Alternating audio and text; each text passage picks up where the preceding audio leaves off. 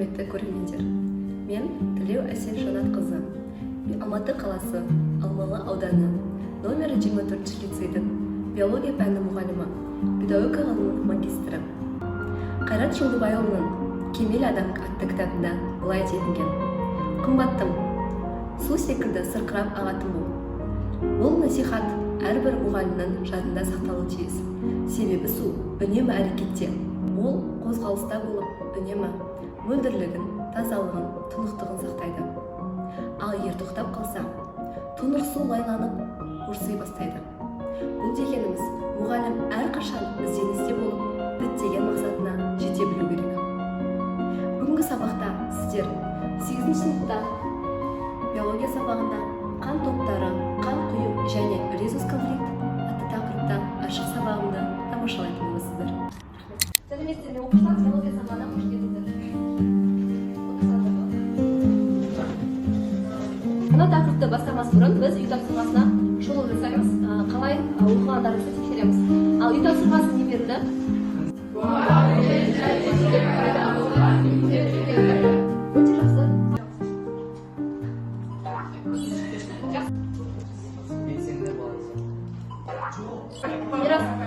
Осы айналып маған айтып береді. Сізде соқа береді.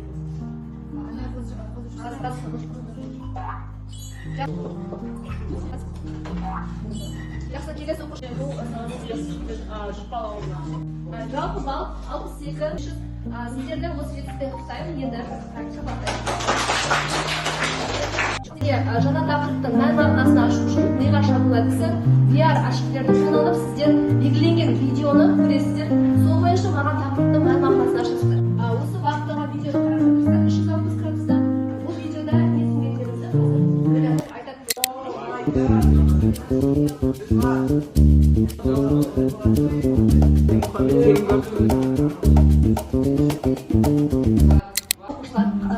Қазақстан Республикасының ұлттық бізде әскери киімі берілген. Енді сіздер бүгінгі тақырыпты ашу үшін жаңағы VR технология бойынша видеоның және қазіргі форманы маған байланысты тақырыпты ашып беруіңіз керек. Кім айтады, жаңа формада ерекшелік неде? Қазақстан әскери және де бұл қазіргі спорттың кезде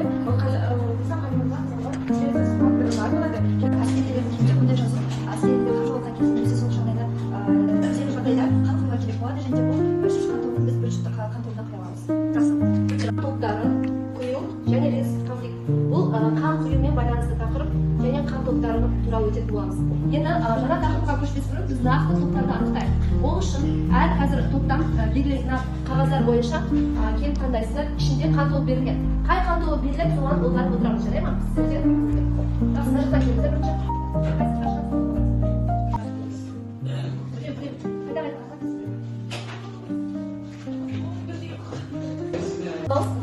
Қағаздардың таратылды. Осы қағаздарда, яғни домбырада сіздерде 10 шкала бар. Ең соңында сіздер бал жинаған кезде осы 10 шкала бойынша бағалайсыздар. Бәрі сосын алып дайындап отырыңыздар. Сіздерде 21-ші параграф жазып алыңыз.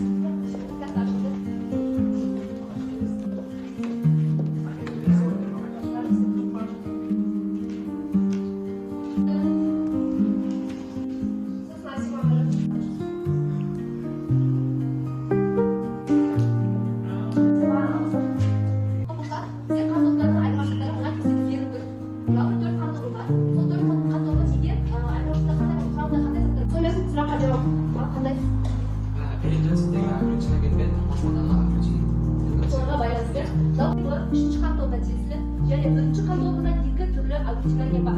Қан болса өзіне береді және бере алады. Қайсысына аға? Төртінші қан тобы, яғни түзге бере алады. Сол үшін схема осындай. Енс фактор деген арнайы Д аргентина гені, антигені деп айтуға болады. Енді олар неге төртеу?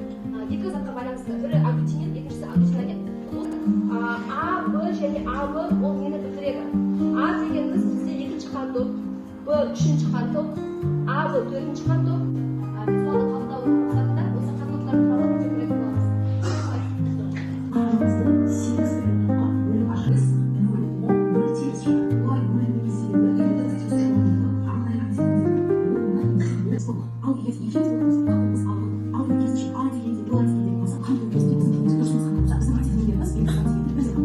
Бірде сіздер осы сұрақ қолдарға жауап бересіздер.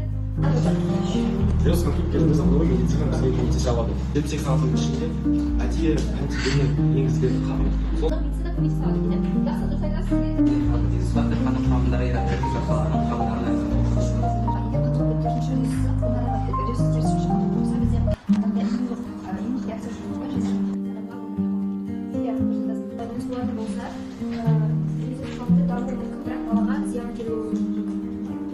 резус конфликт дамуы мүмкін жақсы тағы да бір оқушы болсын резус конфликтінде ананың денесі баланы шығарып тастайды, өйткені онда резус факторы теріс болады.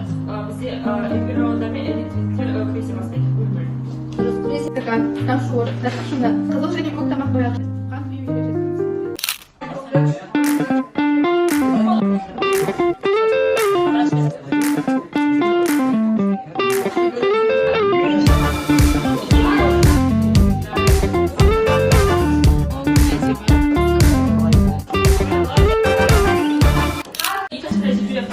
біз қандарын араластырдық.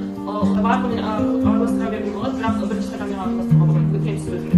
қай қан тобы қайсысы сәйкес келеді сынықты болды ма? Иә. Жақсы. Келесі тапсырмада сіздер ортаға келген сызуды тәрбиелей, яғни қан тобына байланысты номерді біз ойын боламыз.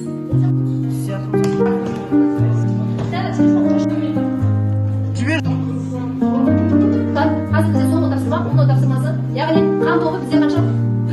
Сол төрт қан тобына мен топтасып қойдым. Қазір араластыра тұрады. Қай қан тобы бере алады, немесе қабылдайды, сол бойынша ойнайсыздар, түсінікті ма? Мысалға бірді тастайтын болсаңыздар, бірді қайсысы қабылдайды, сол үстіне тастай алады. А если сәйкес келетін болса, тастай алмайсыздар, түсінікті ма?